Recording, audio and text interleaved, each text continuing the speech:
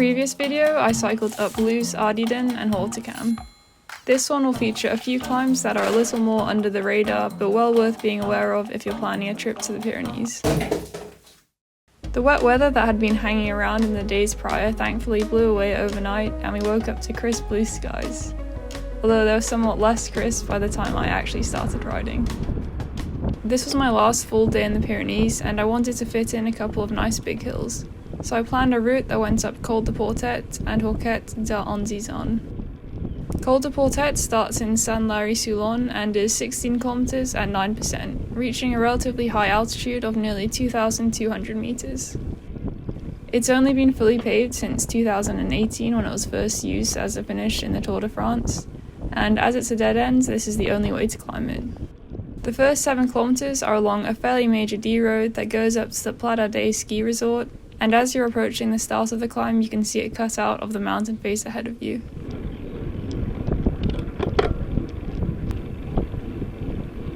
You're into the steep stuff straight away, and it doesn't take long to rise above the valley. It's a remarkably consistent gradient, so unlike some of the typically pitchy Pyrenean ascents like Hourquette, it's quite easy to find a rhythm, and my squeaky shoes were doing their best to act as a metronome. I was just sort of tempoing up the climb, definitely no heroic efforts on this day, and my legs were quite sore, so it was plenty hard enough. The road passes through Soulon after about 5 kilometers, and then about 2k later you hit the first and only easing gradient of the entire climb. Col de Portet is very much a climb of 2 halves, which is marked by the deviation near Virb. The main road continues climbing to Pla d'Adet, which has featured as a summit finish in the Tour de France 11 times, but from what I've read, Col de Portet is the much more rewarding and naturally more challenging option.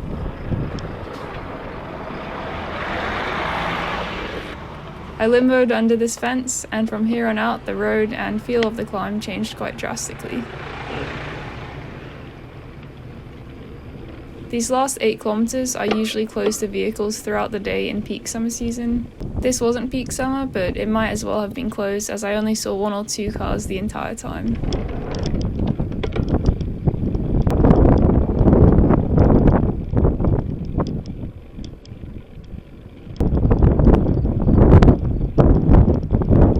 And I only saw 1 other cyclist, which kind of shows how underrated Portet is, considering how busy the likes of Tourmalet were.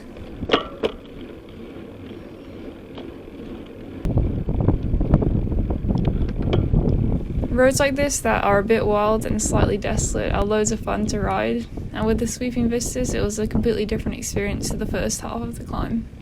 The downside was that I was a lot more exposed, and the skies were suddenly looking rather threatening.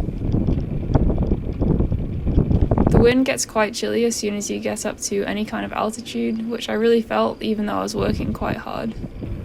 I started to get a bit concerned because I only had arm warmers and a light waterproof with me that isn't actually waterproof at all, so if someone can recommend a rain jacket that's both effective and somewhat portable, please let me know. Even though I only had a few kilometers remaining, I decided that if it started raining properly I'd have to bail and get down the mountain as quickly as possible. It might sound dramatic, but on numerous occasions I've miscalculated the risk in similar situations and ended up very cold and very panicked. When you're intent on reaching a summit that's practically in view, it's easy to make poor judgments. But I was very alone up here, and just looking at the surroundings you can see how quickly things could potentially take a turn for the worse. But it was holding off for the time being, so I kept chugging along despite being slightly on edge and perhaps not enjoying it as much as I should have. The road surface is actually reasonable, but there are lots of these drainage gullies which are quite hard to see, especially when descending, so you have to be a bit careful and make sure to hit them at the right angle. I was getting battered by the wind and a little desperate to reach the top, but as I swung around one of these last bends, what did I see?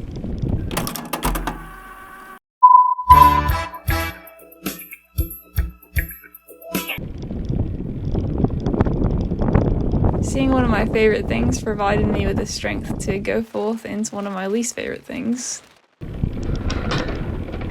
Tunnels.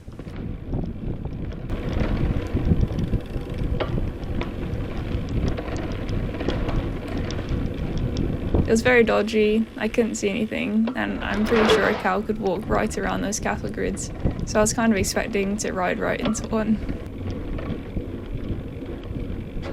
There's about 1 kilometre left when you emerge from the tunnel, and I was wishing I was back in the shelter of it once I was on the open road again, because these vicious gusts made the final push really challenging.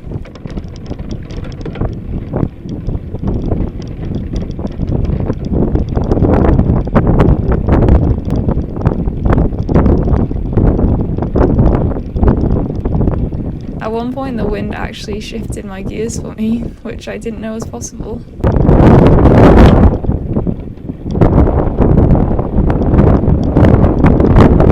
The end of the climb is just around this corner, and I crawled my way to it at about 50 RPM. I think getting up and walking my bike would have been faster.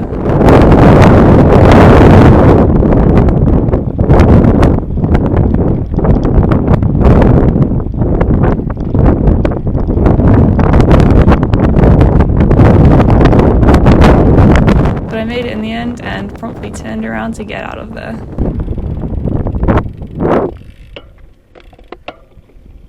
It's quite an abrupt finish to the climb, and as you're nestled between the mountains, there isn't much to see, other than more mountains. But when you spin round, the best views are right in front of you, which you can enjoy all the way down the descent.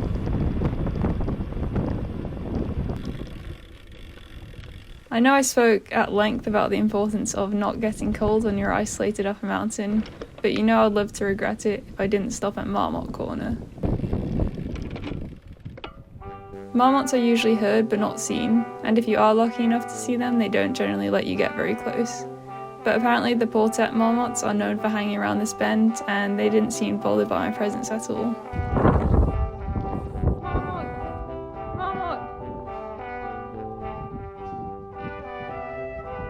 I didn't save footage from the descent, but the rain held off, and the second half, once back on the D123, is really fast. So it took less than half an hour to get down to Virb. The bottom of the descent was just a few kilometres away from the second climb of the ride, Hourquette d'Antison. You can either start the ascent via Antison or joedeshon. They converge after about 1 kilometre, so I took the joedeshon approach.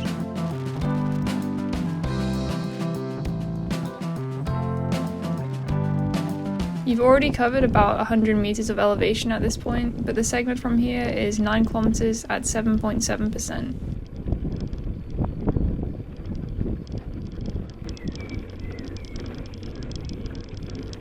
It admittedly looks like a bit of a bland climb in my rear footage, but I found it to be a really nice road, very quiet and never too punishing.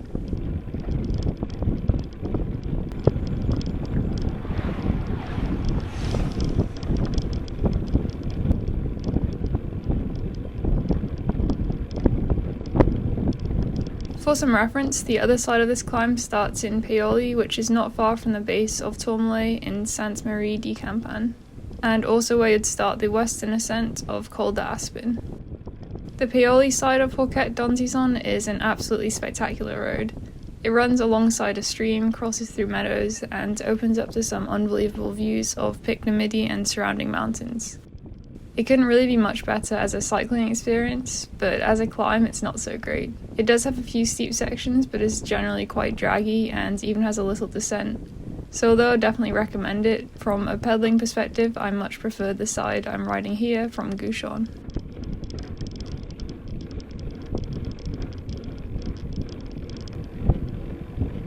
By this point it was quite overcast and humid, but as I neared the summit there were glimpses of some cool cloud inversions, which my dad witnessed up close as he had gone for a hike from the top of the pass while I was riding.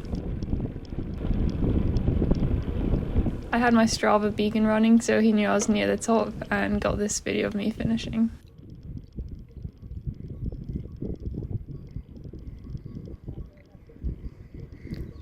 Watch out for the sheep! Yeah, suddenly there were lots of sheep and goats. I descended the other side and soon found myself deep in the fog. I once again didn't save all the footage from this, but there was such poor visibility that I don't think the beautiful meadows and streams would have been all that beautiful. I thought I'd pop out the bottom of the cloud, but that didn't happen, and it was a real pea super all along the valley. As we always say, that's mountain weather for you. So that was my ride, featuring 2 brilliant climbs and an ideal elevation to distance ratio. Col de Portet is probably one of the hardest climbs in the Pyrenees due to its prolonged steepness, and Hourquette joedeshon, while nothing too demanding, keeps you working hard. And that concludes the first part of the second part of the Pyrenees part of my summer cycling trip in Europe.